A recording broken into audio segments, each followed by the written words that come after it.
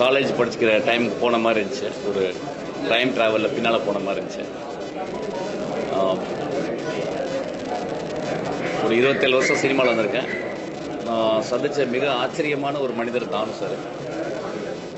ஒரு ஒரு மகன் போல என்னை பார்த்துட்டாரு. அவர் என்னை கூப்பிட்டாரு, நீ இந்த படம் வந்து பார்க்கணும்ப்பா அப்படின்னாரு.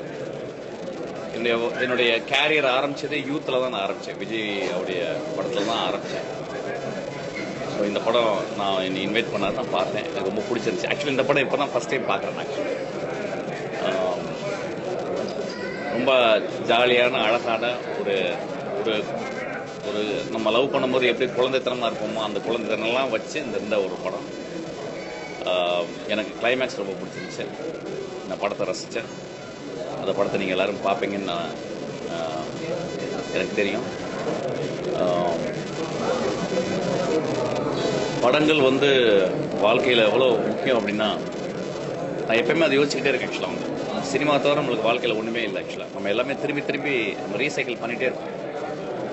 எப்படி ஒரு ஒரு புரட்சித் தலைவருடைய படமோ சிவாஜி கணேசன் படமோ உங்களை படத்தில் திரும்பி பார்த்துட்டே இருக்கும். ஒரு கமல் சார் படமோ ரஜினிகாந்த் படமோ பார்த்துட்டே இருக்கும். அந்த மாதிரி ஒரு ஒரு மிக முக்கியமான ஒரு இடத்துக்கு ஒரு தமிழ் ஒரு சைக்கேக்குள்ளே இந்த இவர்கள்லாம் உள்ளே வந்துட்டாங்க. ஒரு படம் பார்க்கும்போது அது ஒரு பெரிய ஒரு கம்ப்ளீஷனாக தெரியுது நம்ம லைஃப்பில். நம்ம லைஃப் வந்து நிறைய விஷயங்களில் ஒரு பெரிய போர்டத்தோடையும் ஒரு பெரிய வழியோடையும் தான் லைஃப் போயிட்டே இருக்கு.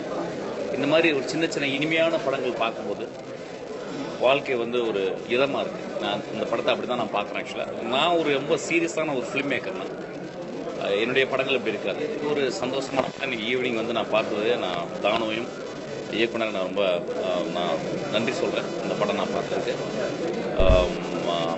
பர்டிகுலராக Vijay look so handsome. Actually இந்த படத்தில் நான் யூத்தில் நான் ஒர்க் பண்ணும்போது ரொம்ப ஹேண்ட்ஸமாக இருப்பார். அது எனக்கு தெரிஞ்சு அவருடைய கேரியர்லேயே இந்த படம் ரொம்ப ஹேண்ட்ஸமாக ஐ திங்க் ஜீவா தான் காட்டுக்கன்னு நினைக்கிறேன். So look so handsome. எனக்கு ரொம்ப பிடிச்சிருந்துச்சு. I thoroughly enjoy. Thank you so much. என்னங்க அப்படின்னா தேங்க்யூ தேங்க்யூ.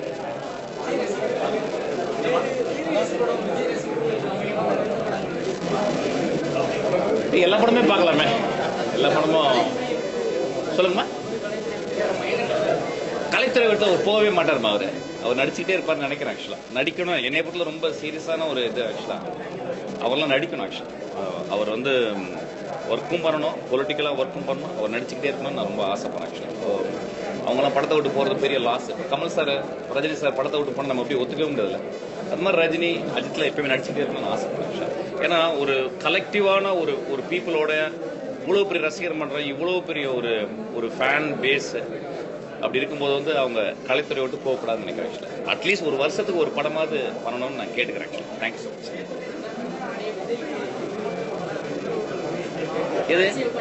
எனக்கு இதெல்லாம் தெரியாதுமா. எனக்கு நான் அரசியல் வரையே கிடையாது. நான் வந்து சினிமாக்காரன். ஆக்சுவலாக என் சினிமாவில் அவர் மிக முக்கியமான ஒரு மனிதர். என் வாழ்க்கையில் நான் ஆரம்பிக்கும் போது விஜயுடைய படத்தில் தான் நான் வந்தேன். ஆக்சுவலாக அதனால அரசியலை வந்து நம்ம தனியாக பேசுகிறோம். அந்த இடத்துல பேசக்கூடாது. அவருக்கு எப்பொழுதுமே அந்த வாழ்த்துக்கள், அவருக்கு எப்பொழுதுமே என்னுடைய ப்ரேயர்ஸ் வந்துகிட்டே இருக்கும். Thank you so much.